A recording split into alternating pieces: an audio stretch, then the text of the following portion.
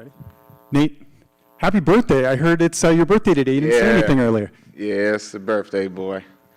It's great. You were just telling me before you hopped on a media day that you've been here for a couple of days. Just your thoughts on Vancouver. It seems like you're really liking it. Man, it's beautiful here. Yeah, we was on the way over. It's like, oh, man, Canada, it'll be all right. Then we got here, man. Hey, we could live here, man. Vancouver's nice. Yeah, it's a good time. Training camp, looked like everything went really well over there at MMA Masters. I know that's something you've been doing the last couple of fights. How did the camp wrap up and everything? Oh, man, it was perfect. These back-to-back camps, man. So it's like, sometimes you come into camp a little bit not in shape. So it's like I was already in fight shape coming into this one. So we just bettered everything. I'm just a little bit better version than I was. Everything went smooth, and it's go time.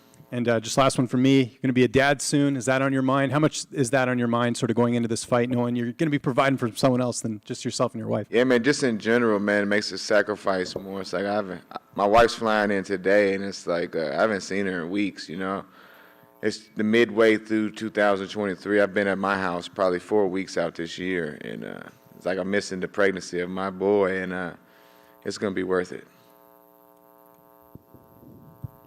Hey, right here. Obviously, Dan Ige has been around for a long time. He posted like a photo of him on a train. He was like, oh, I'm going to derail the hype train and this and that. So what do you make of Dan as an opponent in there? Yeah, I see stuff like that. I'm like, man, at least have an original idea. I've never heard that one. I've never heard I'm going to derail the train. It's like, that's the oldest one. I've heard that probably like, come up with something. So it's like, it kind of like, that's whack. But I mean, I get it. If you can't think of nothing else cool to say, you might as well go to that. And what do you make of his skill set in there? Obviously, he's fought some of the who's who at this division, been around for a long time. Man, he's good. That's not, we was talking about the other day. Every day when I was going to sleep for this fight camp, I knew I was fighting one of the best in the world. But every day he goes to sleep knowing he's fighting a fucking monster. And how has life changed for you over the past few years? Because obviously, it seems like every fight you gain more and more fans and more traction. So how's life now? Can you more people recognizing you? Yeah, man, I get a little bit more recognition, but I try to keep myself low key, man. I don't really be on the Instagram posting like that.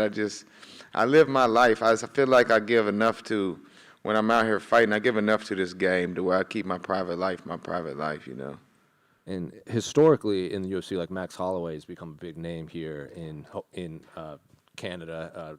He calls it the 10th island because Hawaiians always come here and this and that. So what do you think of the reception's going to be when you and Dan eventually face off and fight in there? We're the main attraction of the evening, brother. It's the people's main event. We're gonna steal the show. I'm gonna be the one to steal the show from everybody.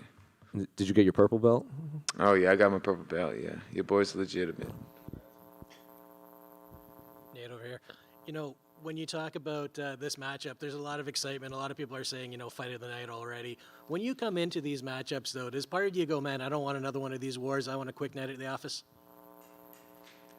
No, I got the kind of style to where I could become whatever I need to become. I've been pretty good about being a little bit more aware of keeping the distance with kicks and punches, but I could brawl on a dime. I've been in hard punches.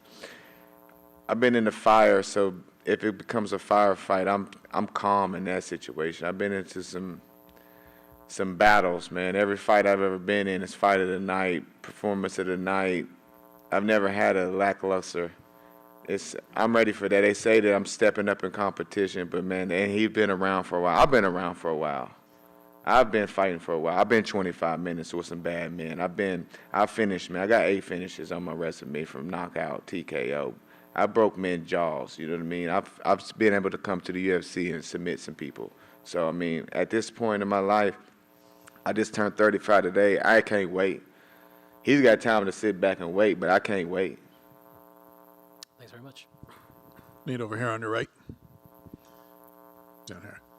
You talked to us yesterday about originally wanting everybody to come to Clarksville, and if I build it, they will come, and they just didn't come, and having to make that tough decision to go down to MMA Masters. What has that impact been like for you of going down there, both from leaving home, but also of getting down to that gym and working with that team? Yeah, it just helps with the undivided attention, man. Just laser focus, and it's like you always know you're sacrificing things in this training camp, but it just makes it more just evident. You know, it's right. It's every day. It's like I miss my wife. I miss my, like just simple things like my big, nice king size bed. I don't sleep in that. It's nice, but I don't sleep in that. You know, I got a nice little shower at the house. I don't use that. I take all cold showers. I try to take away all the comforts. And if you're not willing to do that, like my whole 20s, I tried to build a camp in Clarksville. I figured, you know, you build it, they come. But it's just one of them things to where you got to do what you got to do. Now, you were mentioning that you weren't super impressed with his trash talk. I feel like you're never shy of bigging yourself up, but we never hear you talking trash about your opponents, really. Is that something you're ever thinking about doing to try and build your brand, or is that just not you? No, I mean, I'm not really about that trash talk. I might, you know, I'm going to talk shit to you in the cage at the least. If I'm talking shit, it's in person. It's not going to be like, I try not to be fake or force anything. It's like, we're rivals, but we're not enemies. I know in my heart, at this level, in a different life, we would be friends. We could probably be like teammates, brothers, but not in this life, not today, you know what I'm saying? Not this time. What's one of the craziest things you've said to someone in the cage? Probably when I was over there in Russia, man, get your bitch ass up, you know what I mean? Yeah, just over here. Yeah, just wanted a prediction from you for the main event. I mean, it'd be hard to go against Nunes. It's just one of those things where you just always, if you're a betting man, you'll put it on her. One more down here on your right, Nate. You've become known now for these promos after these victories. Where did it come from that you became this dude that's cutting promos? Who do you look at? Who are the inspirations? And can we get a little sample of what we may get on Saturday night? Man, it's just one thing. It's just like you gotta fight your ass off for them 15 little seconds. So it's like you might as well make it worth it. So it's like it's easier for me just to be myself. So when I'm myself, I'm at my best, and it's probably like a rapper freestyle. And this got to come to you, man. All good? We good?